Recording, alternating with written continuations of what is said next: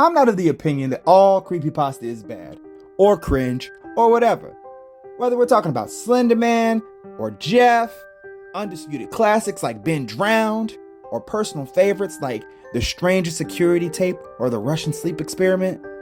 Just like all fiction, there is cringe, but there's a little bit of silver, even some gold. I mean, Sonic EXE has sparked some true fire from its fan base, even if the original one was the original one. Tonight, I'm gonna revisit some classic creepypastas from one of my favorite genres, Pokemon, and answer what is the greatest Pokemon creepypasta.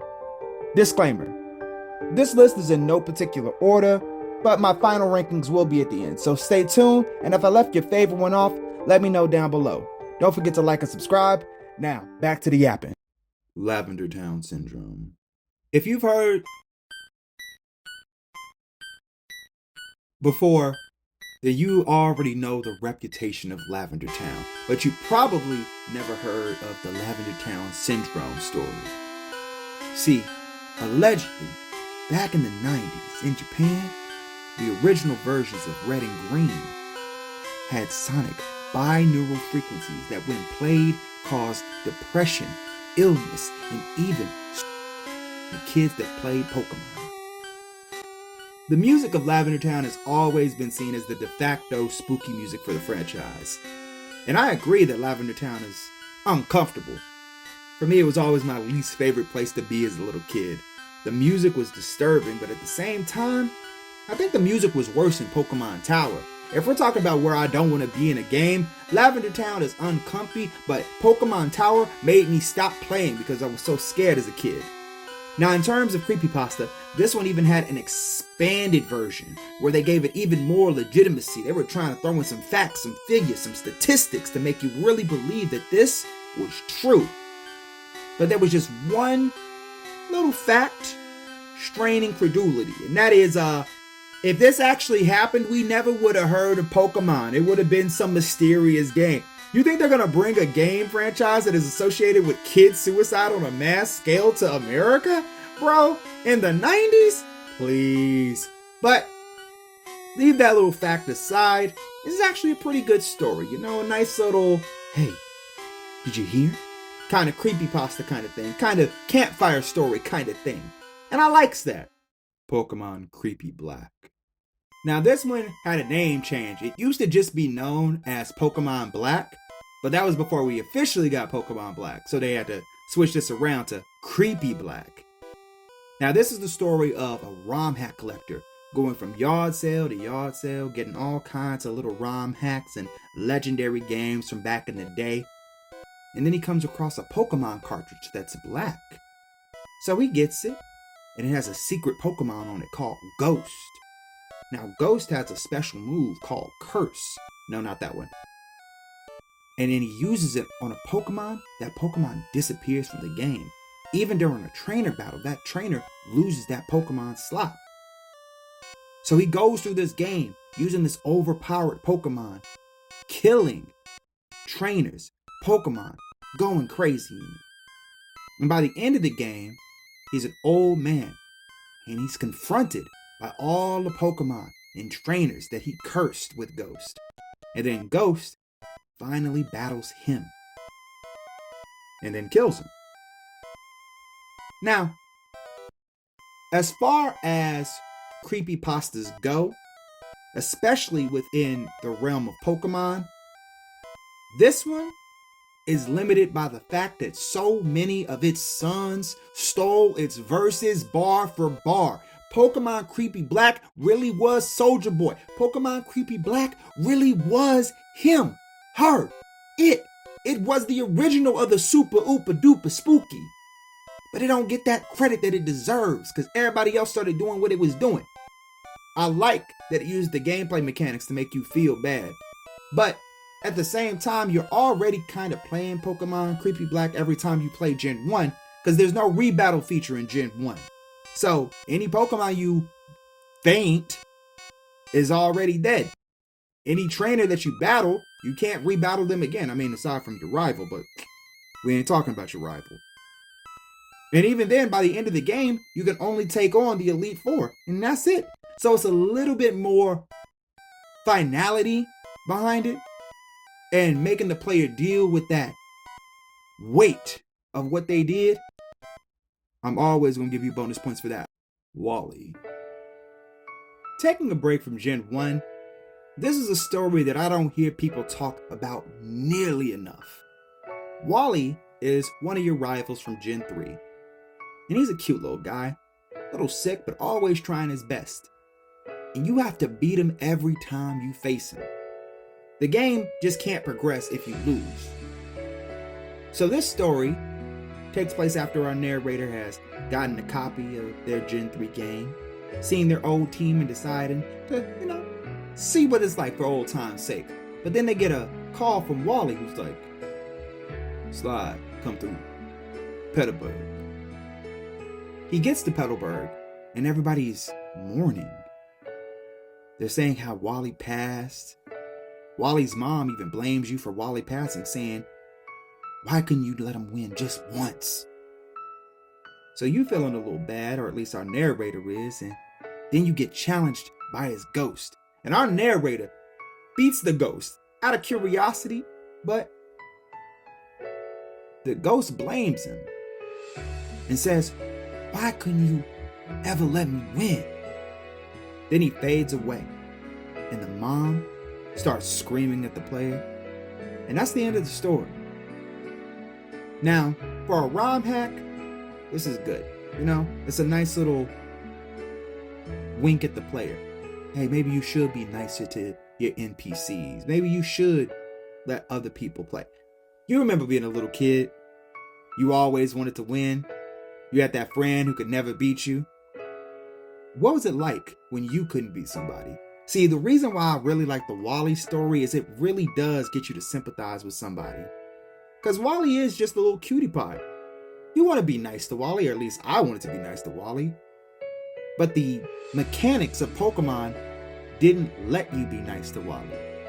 If you couldn't beat him, you had to come back until you could beat him. But the game doesn't remember Wally beating you. It just advances like you never lost to him. And I think that really adds to the punch of this one. Granted, this one also throws in a in-loving memory of, but it's like, if you skip over that part, it really does hit you in the stomach. Like, what is it like for you to always win against somebody who just wants to win once? And I think that's what I really love about this one. So this is probably one of my top tier ones. Old Chateau. Now I mentioned liking Wally because it uses the gameplay mechanics to justify its horror. Old Chateau from Gen 4 uses the lore within the game, or at least elements of it, to explain what makes the world so spooky. Now if you don't know Old Chateau, Diamond, Pearl, Platinum, there was this spooky house that you needed to pass by. You could go in, you could get a free rotom if you knew what you was doing, but it also had in-universe ghosts, like actual ghosts within the world of Pokemon. And they were never explained, they were just Easter eggs there for you to pay attention to. In Old Chateau, the story, we're given reason to why the ghost in the manor exists. There was a father who, in his drunken rage, burned his daughter alive along with her faithful butler. And then Rotom was there too. See, the story seeks to contextualize why those ghosts are there, why they do what they do. And as far as campfire stories go, it's fine, but I'm left wanting a little bit more. Maybe because it relies too much on old horror tropes, or maybe it's because when I read it, I was already past my Pokemon CreepyPasta phase, but either way, it just didn't hit in the way I needed it to hit for me.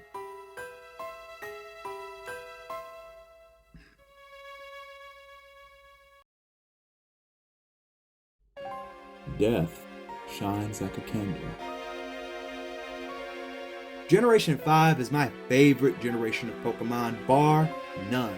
Favorite starter, favorite dragons, favorite legendaries, favorite villain, favorite setting, whole region, 10 out of 10. But it's a bit underrepresented in the world of CreepyPasta. Granted, it's kind of hard to top the games when the villain is explicit in his wanting to kill you and one of the legendaries actually just eats people.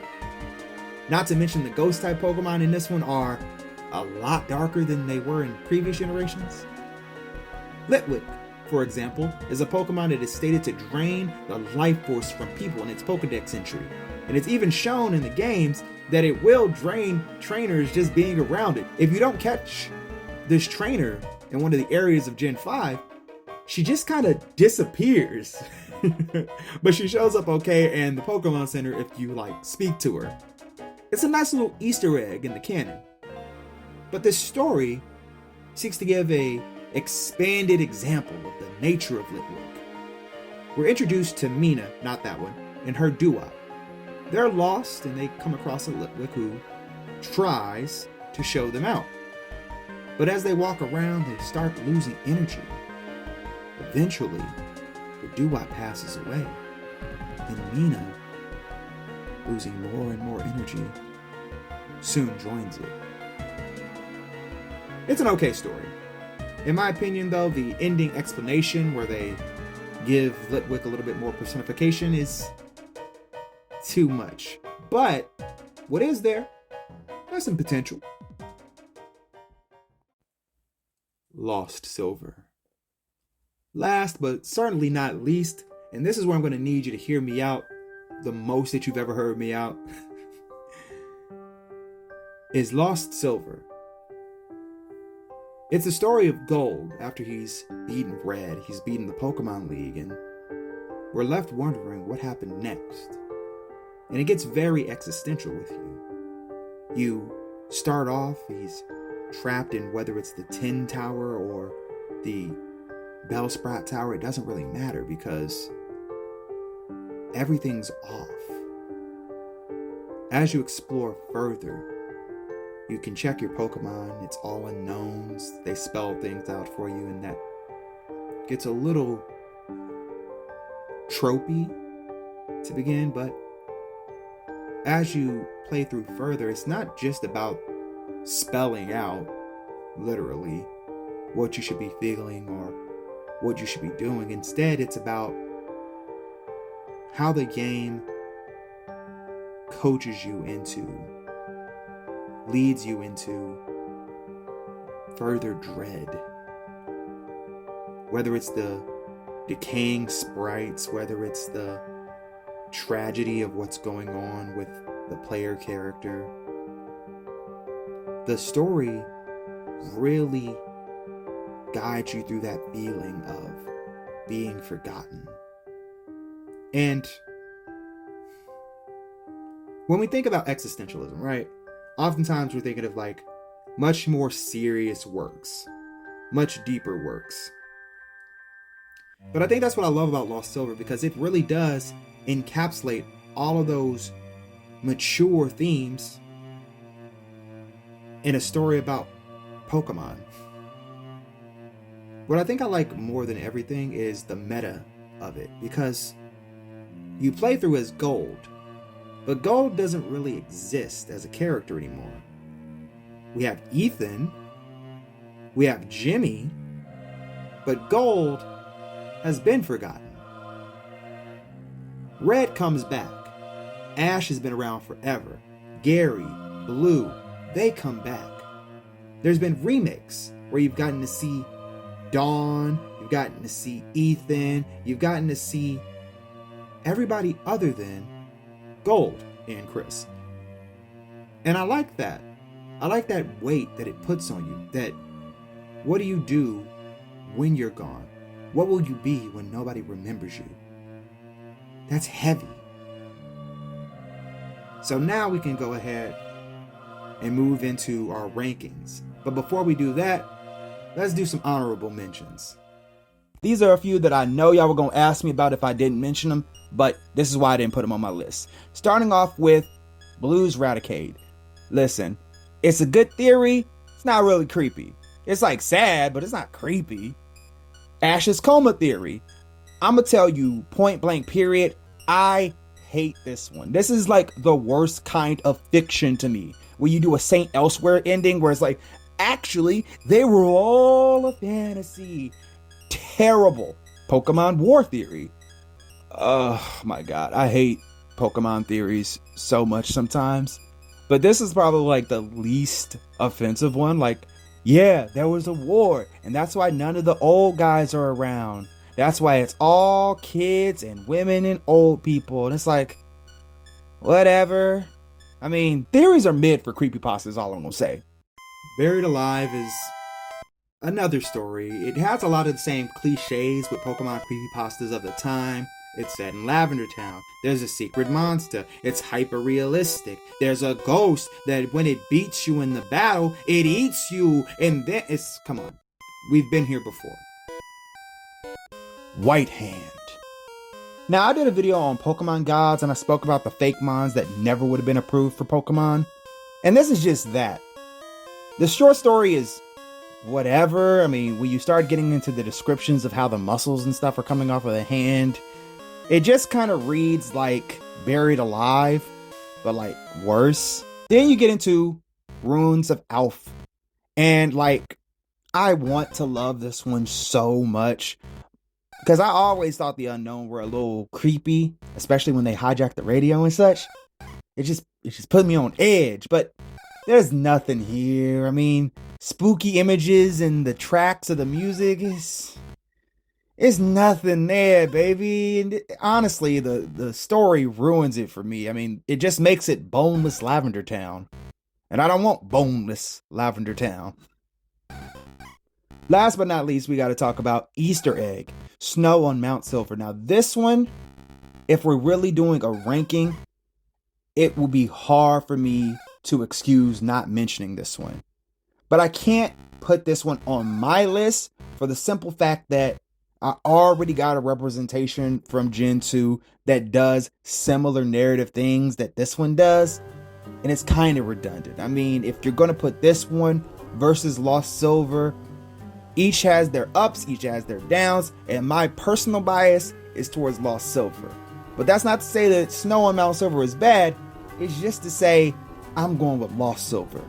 And so, without further ado, now it's time to get into the rankings.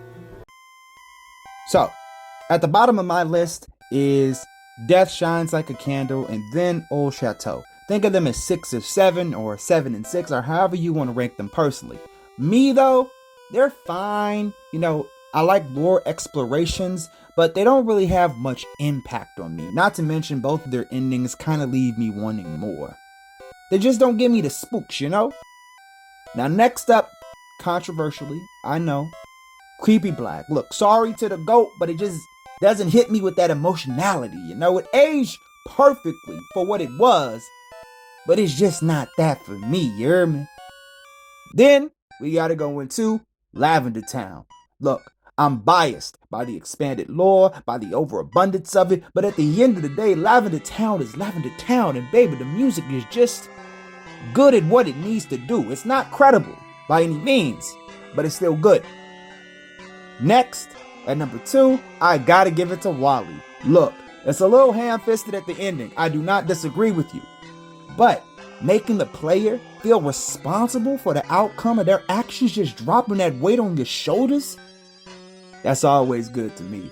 Making the player be the monster is so effective in game-based stories. Because when the player is condemned, they really gotta carry that weight. So I love that. But at the top, I gotta put Lost Silver.